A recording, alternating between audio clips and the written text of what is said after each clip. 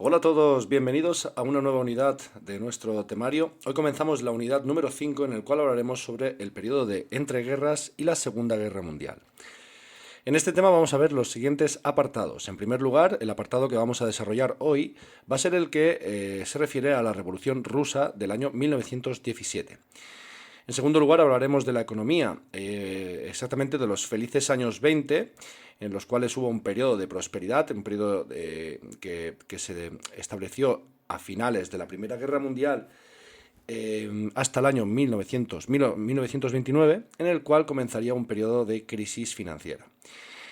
En tercer lugar, hablaremos de las consecuencias de esa crisis financiera, esa gran depresión que va a iniciarse en Estados Unidos, pero que va a influir al resto de los territorios, sobre todo en Europa, y el cual va a estar relacionado con el cuarto aspecto, que esta gran depresión, esa crisis financiera, va a producir el ascenso de los totalitarismos.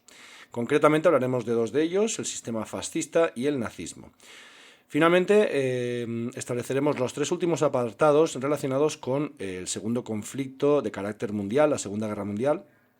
Hablaremos de los acontecimientos y las consecuencias de este conflicto, de esta guerra, y finalmente dedicaremos un último apartado para hablar sobre la Organización de las Naciones Unidas. Una organización, una institución que pretende diseñar la paz tras la Segunda Guerra Mundial. Bueno, pues sin más, comenzamos nuestro primer apartado, el cual vamos a dedicar al proceso revolucionario que tuvo lugar en Rusia en el año 1917. Lo primero que tenemos que entender es que, bueno, pues Rusia, a principios del siglo XX, era un imperio con una grande extensión, con una enorme extensión. Tenía enormes territorios y, bueno, pues estos territorios estaban gobernados en ese momento por la familia Romanov, los cuales tenéis en esta foto. Bueno, pues en este momento, durante el gobierno de esta familia, lo primero que tenemos que decir es que el Imperio ruso estaba gestionado de una forma bastante anacrónica, ¿vale? Tenía un gobierno prácticamente feudal y obviamente pues con el paso del tiempo y con las influencias de otros países empieza a generarse un malestar en la sociedad rusa. Por un lado, este malestar lo vamos a organizar en dos aspectos. Por un lado tenemos el descontento político y por otro lado el descontento económico y social. En cuanto al descontento político, podemos hablar de que bueno, pues los rusos no estaban contentos prácticamente por el gobierno autocrático que lideraba esta familia, el gobierno de los zares, y también porque en este momento va a aparecer una oposición política, la cual van a integrar tanto liberales como marxistas revolucionarios, los cuales van a ser llamados bolcheviques y que van a tener una gran importancia en este proceso revolucionario, concretamente en el año 1917. En segundo lugar, vamos a hablar del descontento económico y social que se vivía en el Imperio ruso, ya que obviamente ya hemos dicho que esta forma de gobierno autocrático y bueno, pues el sistema económico, como estaba planteado el gobierno de este país, va a generar un enorme contraste entre una minoría rica, la cual va a ser la dueña de las fábricas y de las principales, la gran mayoría de las tierras, mientras que va a existir una gran mayoría de campesinado y de proletariado que van a tener un estado más lamentable, una situación económica pues mucho más humilde. Bueno, pues este contraste, esta situación de descontento va a estallar con la aparición de dos procesos revolucionarios. Vamos a hablar de las revoluciones del año 1905 y del año 1917, ambas con ciertas diferencias. En el año 1905, este malestar, este descontento del que hemos hablado, unido también a la derrota que obtuvo Rusia contra Japón, bueno, va a desencadenar una revolución que va a obligar al zar a crear un nuevo parlamento, el cual va a tener el nombre de Duma. Y bueno, pues ese parlamento va a establecer una serie de reformas, pero de alguna forma el sistema autocrático no se tocó, ¿vale? O sea, el sistema político continuó siendo el mismo, ¿vale? El zar tomaba todas las decisiones y por lo tanto la situación había cambiado poco. Simplemente se había creado este parlamento, esta Duma, la cual pues representaba de manera tímida a la sociedad rusa. Bueno, pues esta situación, no va a cambiar el descontento que sufría la sociedad rusa y por lo tanto en el año 1917 van a producirse dos revoluciones, ¿vale? Estas revoluciones van a venir dadas, entre otras cosas, por las derrotas que estaban infringiendo las potencias de la Triple Alianza en este caso, a las potencias aliadas, pero concretamente al Imperio ruso. En esa Primera Guerra Mundial, Rusia formaba parte de la Triple Entente y bueno, pues ese frente oriental estaba bastante enquistado, no se movía y en ocasiones pues se obtenían enormes derrotas por parte de los rusos. Esto también, unido al sufrimiento de la población durante la guerra, los enormes esfuerzos que tenía que hacer la población civil para mantener alimentada a todo el ejército, todos esos esfuerzos que tenía que hacer la población para suministrar todo aquello que necesitasen los soldados, bueno, pues esto obviamente fue desencadenando un descontento. Esto, como ya os he dicho, va a provocar una doble revolución. La primera va a tener lugar en febrero del año 1917. Estamos hablando de una revolución de un carácter más burgués, más liberal, pero bueno, pues que tuvo unas consecuencias bastante importantes, ya que se va a deponer al zar y también se va a implantar una república. Por lo tanto, ya tenemos aquí un cambio bastante drástico de la situación anterior. Aquí estábamos todavía en esa situación de gobierno autocrático por parte del zar, pero a partir de esa revolución de febrero se depone este gobierno autocrático liderado por el zar y se implanta una república. De la misma forma, también se va a establecer un gobierno provisional a falta de unas elecciones y también de carácter burgués.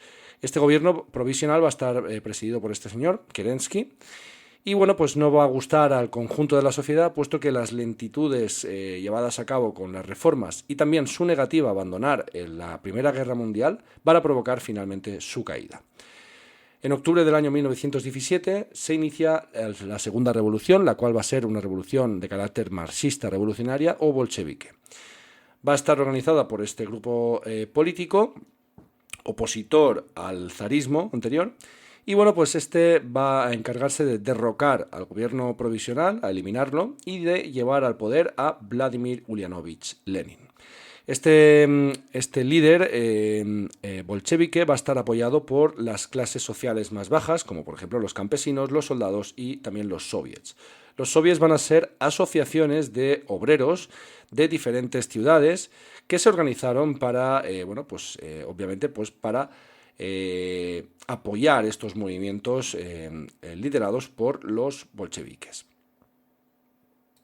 Pasamos ahora a hablar de cómo va a evolucionar esta circunstancia. En el año 1918, los bolcheviques van a adoptar el nombre de Partido Comunista, van a tomar la decisión de retirarse de esta Primera Guerra Mundial firmando un tratado con Alemania conocido como el Tratado de Brest-Litovsk, el cual va a ceder una serie de territorios del Imperio Ruso, en este caso, a los territorios alemanes.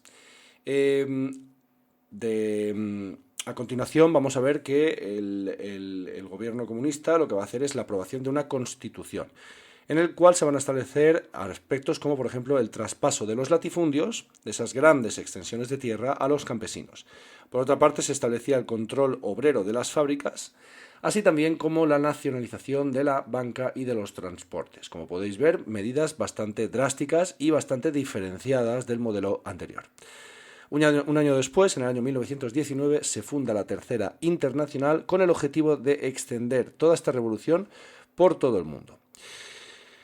Obviamente, esta situación no iba a ser fácil para el gobierno comunista y bueno, pues se inicia un proceso de oposición.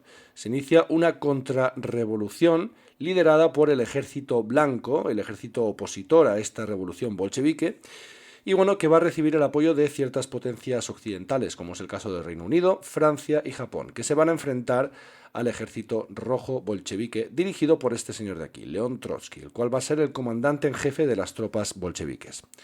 Esto va a iniciar un proceso de guerra civil, de enfrentamiento civil, que va a durar entre el año 1918 y el año 1921, en el cual tuvo como resultados 8 millones de víctimas. Esta guerra civil terminó con la victoria del Ejército Rojo y finalmente consolidaría la revolución. Pasamos ahora a hablar de las consecuencias de la revolución, la llamada URSS.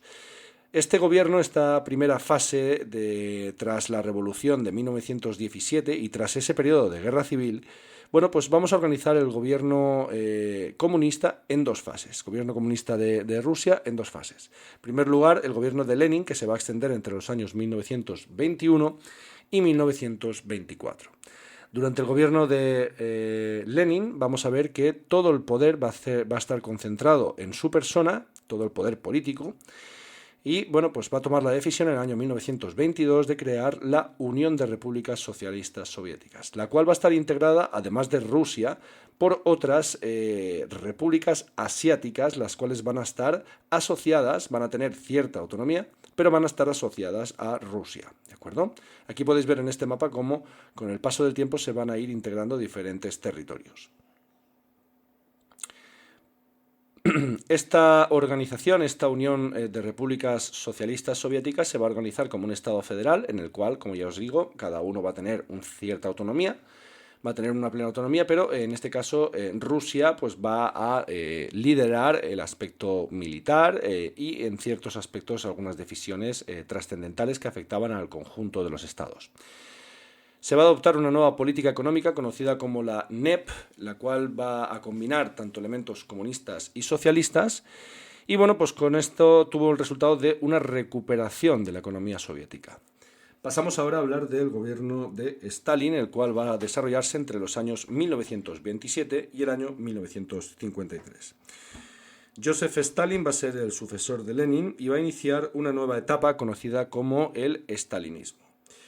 En ella va a imponer un nuevo sistema político totalitario, el cual va a buscar reprimir cualquier tipo de oposición mediante las purgas.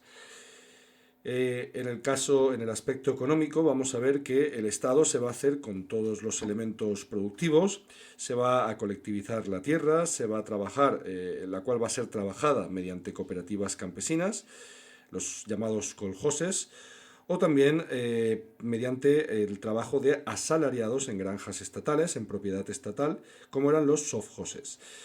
Bueno, en el aspecto secundario, en el aspecto de la industria, de la producción, vamos a ver que se van a crear grandes complejos estatales metalúrgicos, químicos y de armamento. Estamos hablando de sectores, en ese caso, claves del sector industrial. En el caso del sector financiero, de la banca, vamos a ver que todos estos servicios se van a mantener nacionalizados. Y bueno, pues el Estado en este caso lo que va a hacer es planificar la economía mediante una serie de planes quinquenales, una serie de reuniones cada 5 años que básicamente lo que hacían era reunirse para planificar cada una de las ramas productivas de la economía. En estas reuniones obviamente lo que hacían era pues marcar un objetivo de producción. Como resultado de todo esto, la Unión de Repúblicas Socialistas Soviéticas se va a convertir en una gran potencia económica y militar. Bueno, espero que os haya servido. Nos vemos en el próximo vídeo.